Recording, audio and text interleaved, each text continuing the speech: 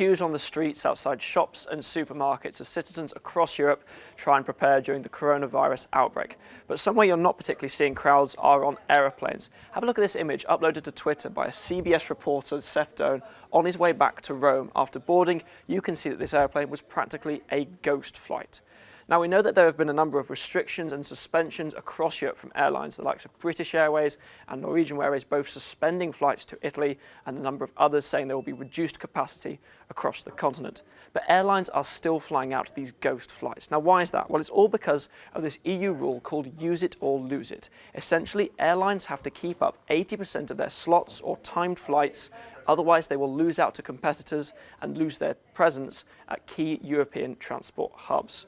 Now, this rule, of course, means that airlines are trying to keep up these flights just to try and maintain economic sustainability in the future. But of course, this has a huge environmental impact, with the likes of Greenpeace UK saying that the fact that these airlines are having to fly out ghost flights, well, it is absurd.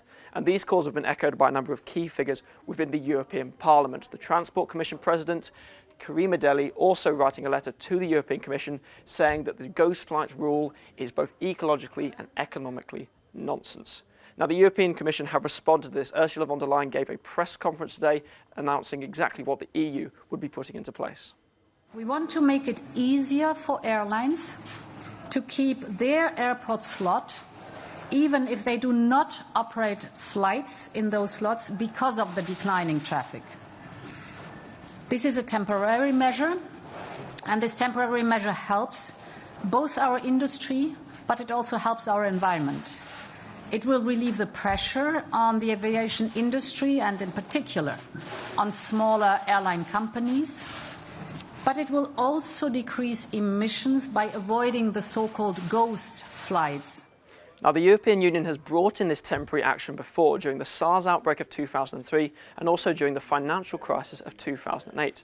And the response to this latest announcement from the European Commission has been largely positive. The likes of the International Air Transport Association saying that it is a good thing that the EU is considering this waiver rule on airport slots. But they say that airlines need an urgent clarity so they can adjust capacity for better financial and environmental sustainability.